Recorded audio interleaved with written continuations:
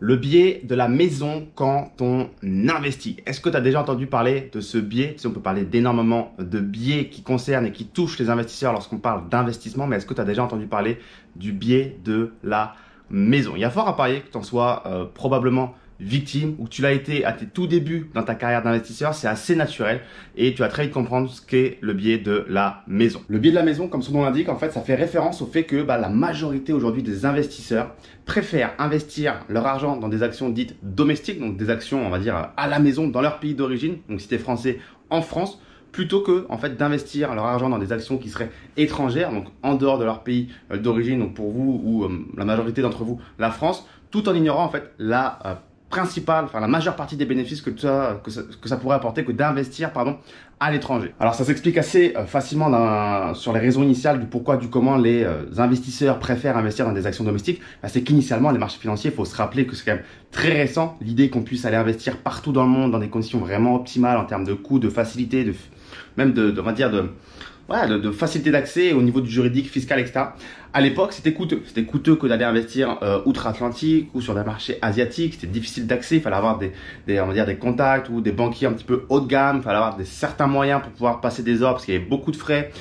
Et puis également, la raison principale, c'est quand même qu'on connaît beaucoup mieux les entreprises de son quotidien, dans son cercle, on va dire, proche, quand on sort dans la rue tous les jours, qu'on va au supermarché, qu'on voit, je sais pas, Carrefour, qu'on va à la pompe à essence et qu'on voit Total, qu'on va dans une pharmacie ou je sais quoi et qu'on voit du L'Oréal, ou que on va dans un centre commercial et qu'on voit du Louis Vuitton. Bref, c'est beaucoup plus palpable. Donc les raisons initiales, c'était vraiment ça, c'était l'idée de se dire que c'était coûteux, c'était pas facile d'accès, c'était potentiellement compliqué d'un point de vue fiscal et qu'on connaissait beaucoup moins les entreprises étrangères. Alors on pourrait se demander, est-ce que ça touche finalement que un particulier de certains pays en question? Est-ce que ça touche aussi les professionnels? En réalité, les études qui ont été faites et qui démontrent que tous les particuliers sont concernés par ce biais de la maison, donc que ce soit un particulier américain, un particulier français, un particulier japonais ou que sais-je.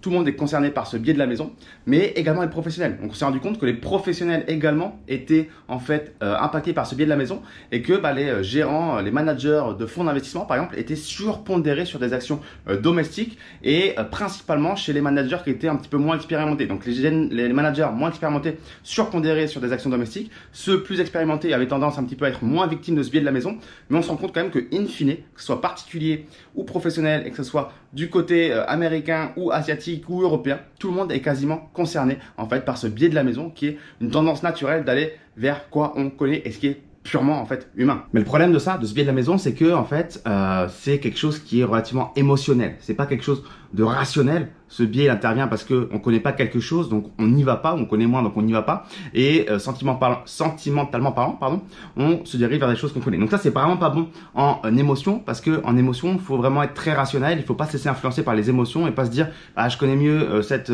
chaîne de supermarché que cette chaîne de supermarché outre-Atlantique ou en Asie, donc forcément je vais aller vers celle que je connais. Non, ça marche pas comme ça les investissements. Il faut être très très rationnel, très très froid, ne pas impliquer ses émotions pour prendre les meilleures décisions. Donc très facile à dire, évidemment beaucoup moins facile à appliquer.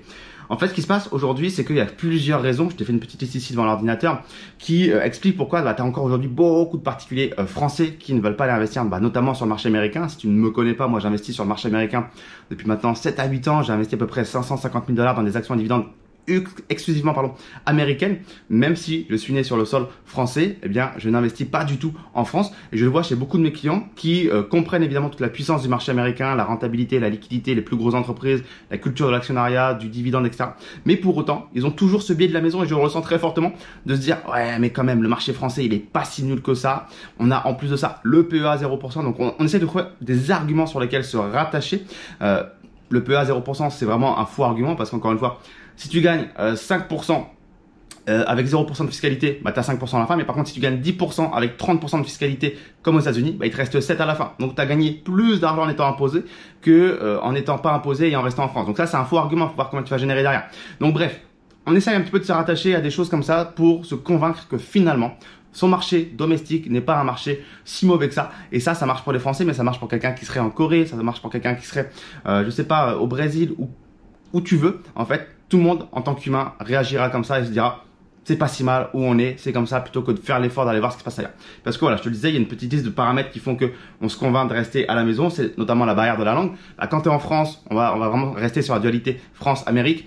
Quand tu es en France et que tu te dis, bah, va falloir que je comprenne l'anglais, que j'aille potentiellement aller chercher des infos en anglais, lire des bilans comptables en anglais. Encore une fois, un bilan comptable, c'est des chiffres, hein, donc il faut traduire chiffre d'affaires, il faut traduire marge, il faut traduire capitaux propres. Bon, c'est pas non plus très dur. Si tu fais l'effort, tu as 20, 25 mots, grand max peut-être, à les traduire et à les maîtriser. Je pense que c'est accessible. Mais en tout cas, c'est déjà trop pour beaucoup de personnes de se dire, ah, il faut que je maîtrise l'anglais. Moi, l'anglais, je suis une bille, je comprends rien et j'ai pas envie. J'ai passé l'âge, j'étais nul à l'école, maintenant c'est comme ça. Je parle que français.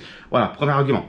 Ensuite, il y a la difficulté de croire que ça va être compliqué d'un point de vue fiscal. La croyance fiscale de se dire ça va être dur à déclarer, il va falloir que j'aille chercher des CERFA, il va falloir que j'aille trouver des nouvelles classes que j'ai jamais utilisées, il va falloir que je fasse peut-être du crédit d'impôt, des choses comme ça. Et en fait, bah là aussi, bah moi je pense que c'est vraiment de la fainéantise, hein, parce que franchement, quand on veut, on peut. Et honnêtement, c'est pas si dur que ça que de déclarer des dividendes ou des plus-values de sources américaines ou étrangères. J'ai envie de te dire, franchement, c'est vraiment pas très compliqué.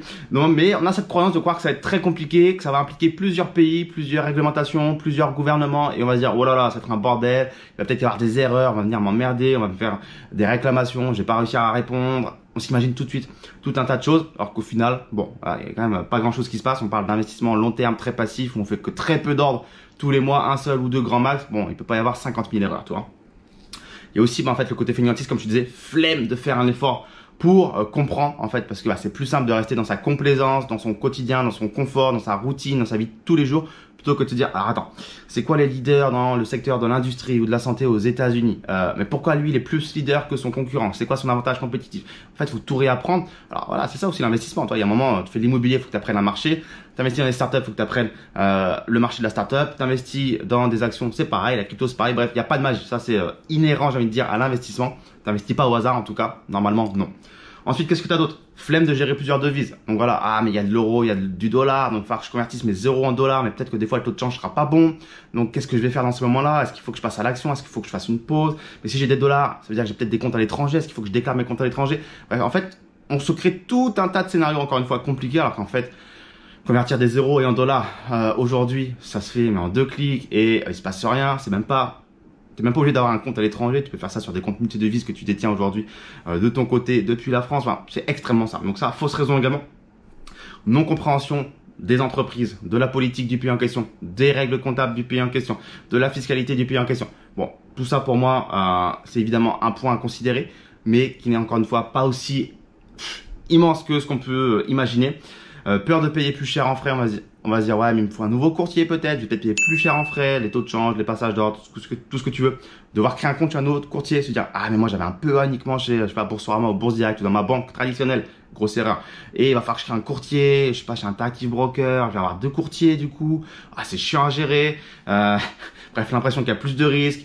Et on va terminer sur le meilleur, tout simplement être chauvin. Parce qu'aujourd'hui, il y a beaucoup de Français qui continuent d'investir et qui vont rester sur le marché français par chauvinisme. Pas parce que bah, moi je suis français, je mange ma baguette avec ma confiture.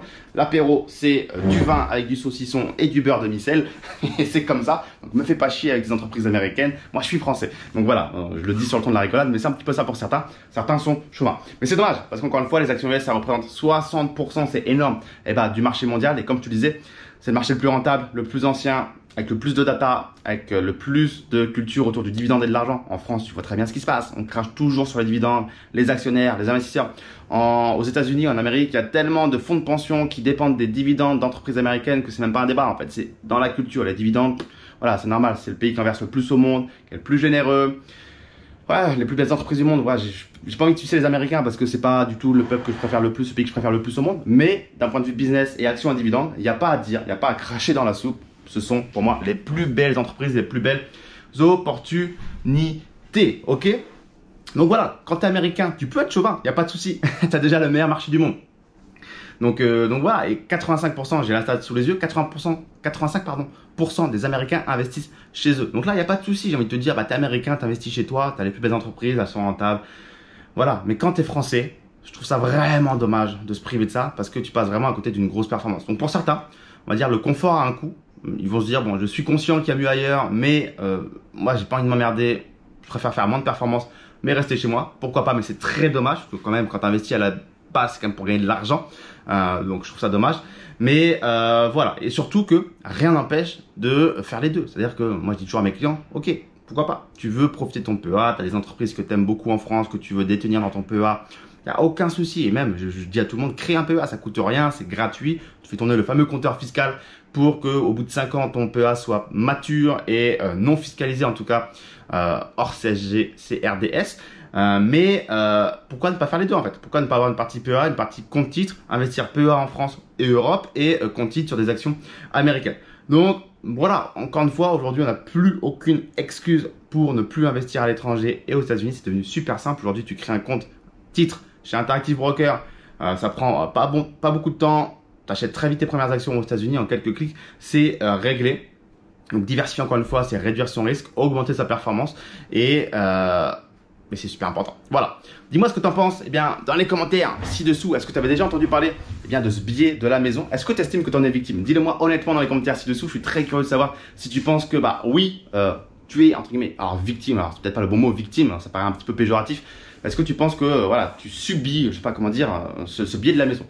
Moi, honnêtement, j'ai commencé l'investissement il y a 7-8 ans en investissant sur un PEA dans des actions françaises. Je devais acheter à l'époque du Sanofi, Total, je sais même plus, c'était il y a déjà 7-8 ans, donc j'ai oublié. J'ai tout revendu quand je me suis expatrié pour ne plus détenir de PEA, pour plus avoir d'intérêt économique en France. J'ai ouvert un compte titre à ce moment-là. J'ai commencé à investir uniquement sur les actions américaines. Mais c'est vrai qu'au début, naturellement, je me suis dirigé vers les actions françaises parce que j'étais français, ça me paraissait beaucoup plus cohérent. J'ai même pas considéré l'ombre d'un instant le marché américain. Parce que je me suis dit, à l'époque, je sais même pas ce que je me suis dit. Je me suis dit, c'est juste pas logique en fait. Je suis français, je vais investir en France.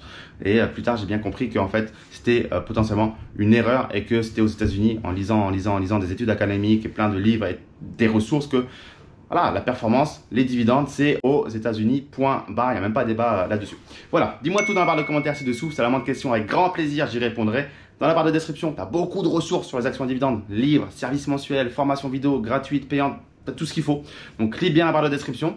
Abonne-toi, pouce bleu si pas encore fait. Et je te dis à très vite pour une prochaine vidéo. Ciao, ciao.